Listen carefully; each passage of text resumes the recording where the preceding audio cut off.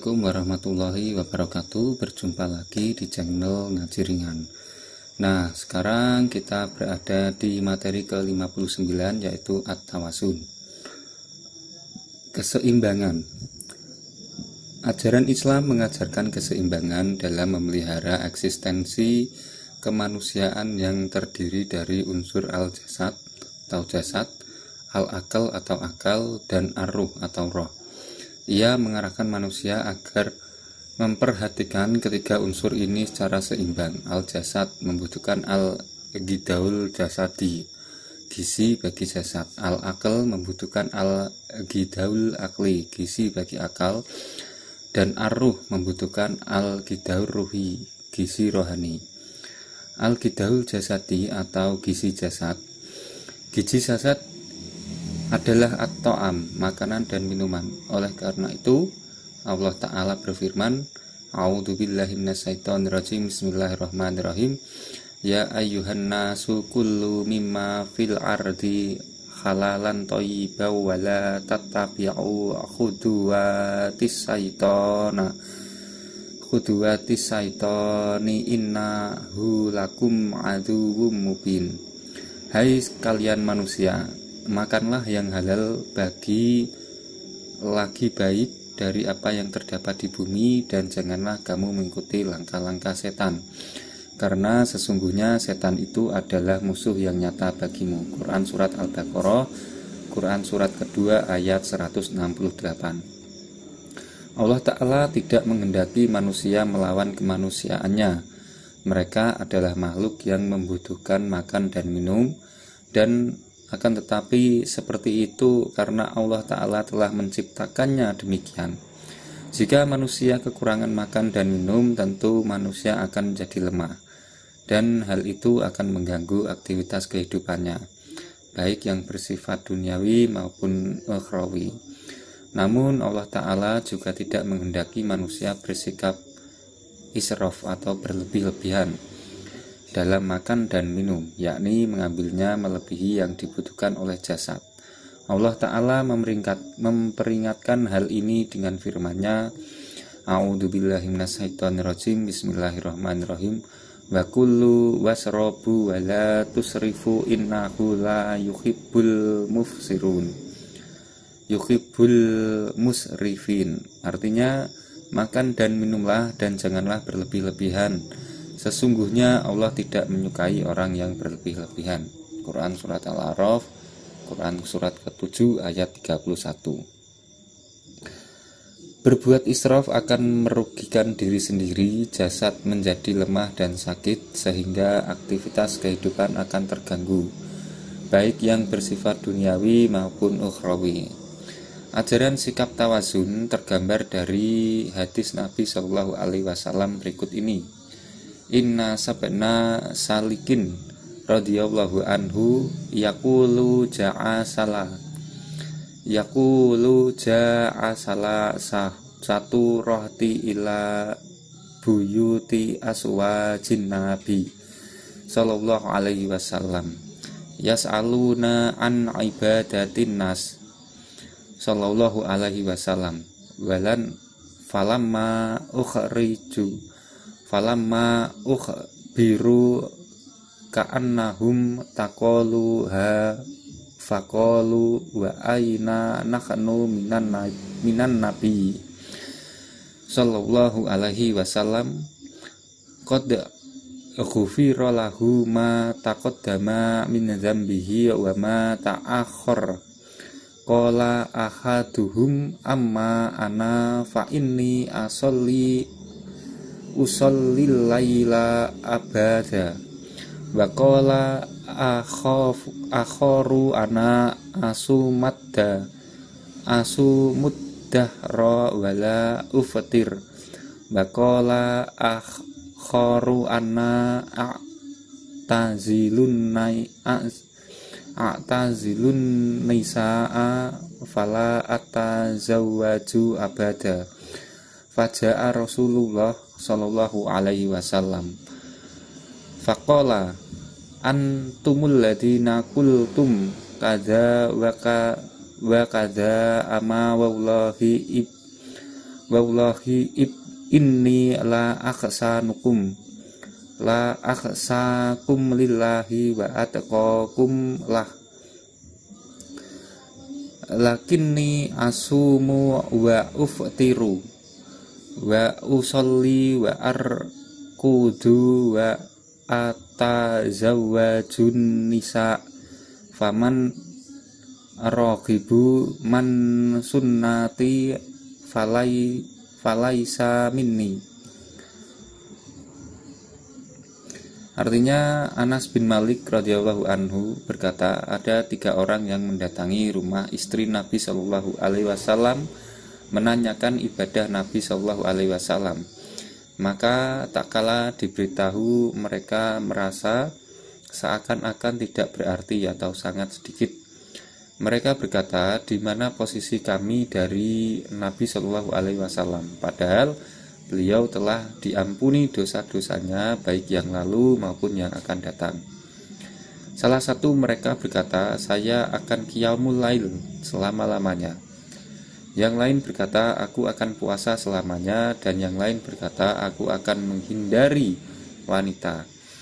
Aku tidak akan pernah menikah. Lalu datanglah Rasulullah SAW seraya bersabda, Kaliankah yang bicara ini dan itu? Demi Allah, sungguh aku yang paling takut dan yang paling takwa kepada Allah.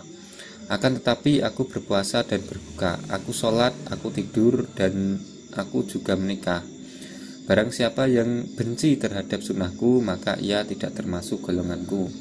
Hadis riwayat Al-Bukhari. Al-Ghidaul Akhli, gizi akal. Gizi bagi akal adalah al-ilmu. Jika makanan dan minuman dapat menguatkan dan menyehatkan tubuh, maka ilmu dapat menguatkan dan menyehatkan akal.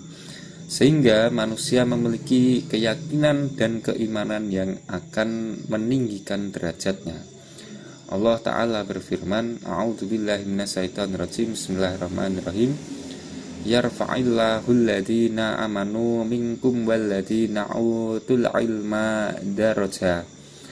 Niscaya Allah akan meningkatkan orang-orang yang beriman di antaramu dan orang-orang yang diberi ilmu pengetahuan beberapa derajat. Quran Surat Al-Mujadilah, Quran Surat ke-58 ayat 11. Tingginya derajat orang berilmu dan penuntut ilmu tergambar dari hadis berikut ini. An Kasiri ni Faisi kola kuntu jalisan ma'a Abidarda'i fi masjidi di Masko faja'ahu rajulun faqala ya Abidarda'i inni khituka min madinatir Rasul sallallahu alaihi wasallam li hadisin balaghani annaka yuhaddisuhu an Rasulullah sallallahu alaihi wasallam ma ji'tu li hajah qala fa inni sami'tu Rasulullah sallallahu alaihi wasallam yaqulu man salaka tariqan yatlubu fihi ilma salakallahu bihi tariqan min turufil jannati wa innal malaikata latadahu ajni khayaha ridho ditolibil ilmi wa innal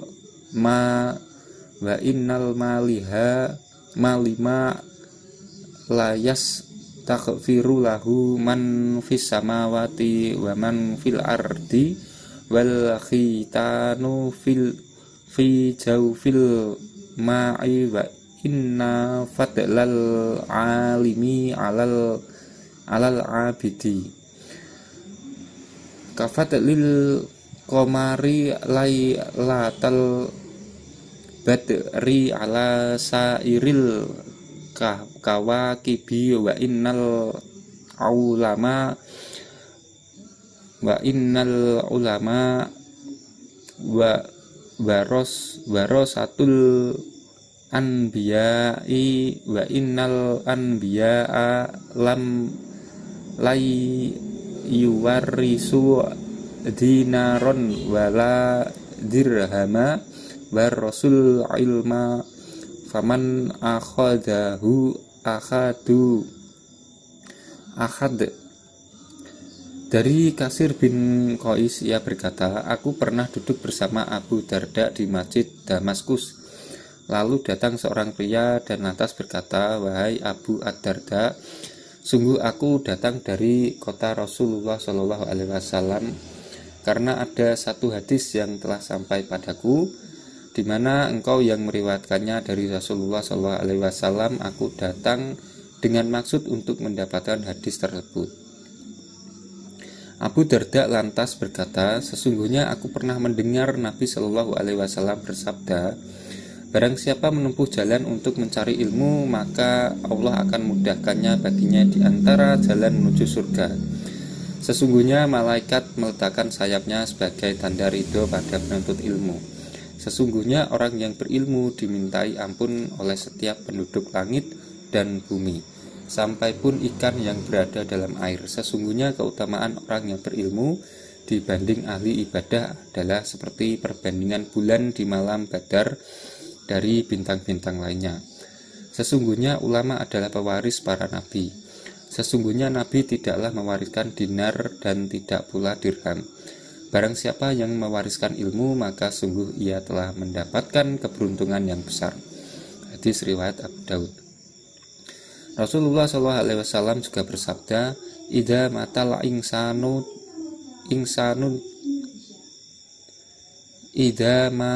insanun qata'a anhu amalahu illa min salasatin illa min shadaqatin jariyati aw ilmi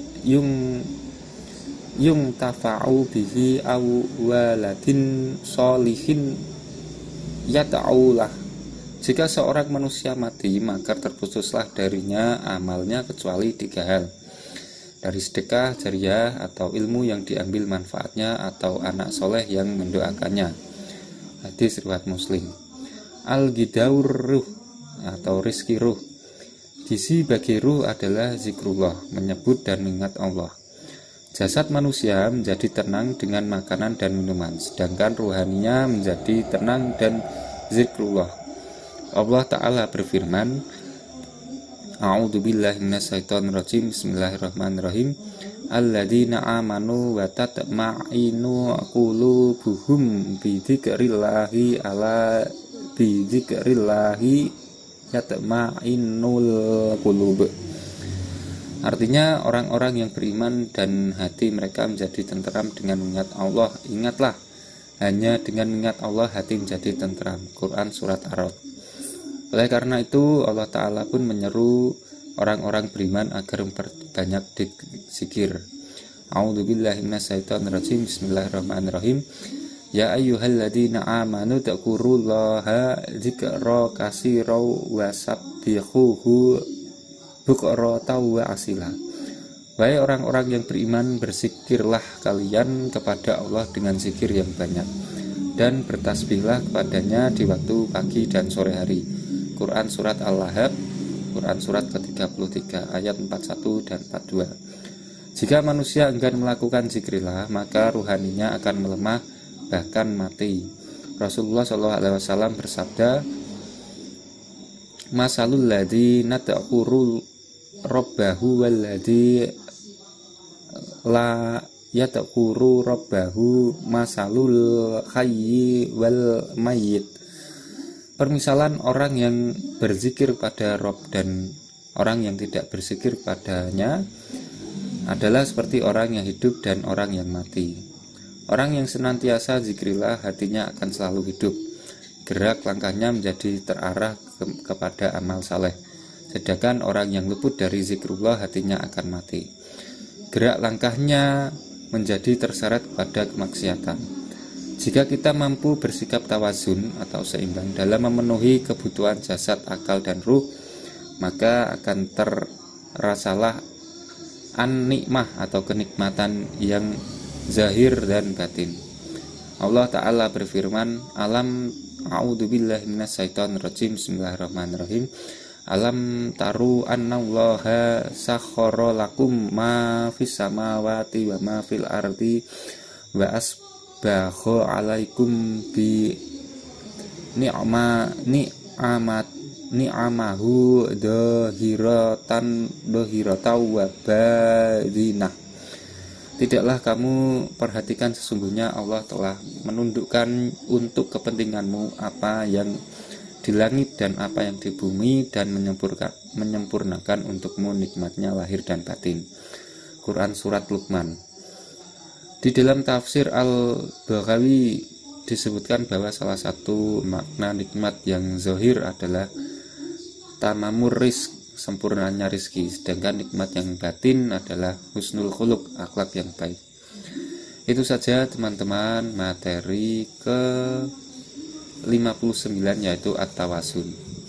Mudah-mudahan semuanya bermanfaat. Mohon maaf bila ada kesalahan kata atau pemilihan bahasa yang kurang tepat. Saya akhiri, wabillahi muwaffiq ila thoriq. Wassalamualaikum warahmatullahi wabarakatuh.